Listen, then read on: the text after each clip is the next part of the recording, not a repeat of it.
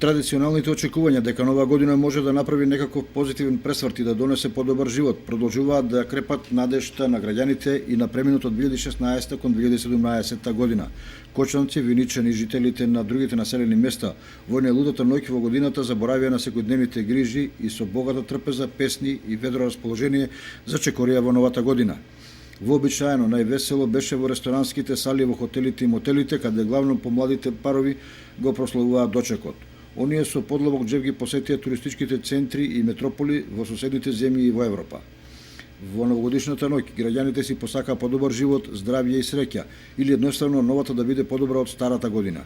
Меѓутоа, кај сите е присутен стравот како ќе заврши кризата во државата, па и во светот, бидејќи земјината топка станува опасно место за живење.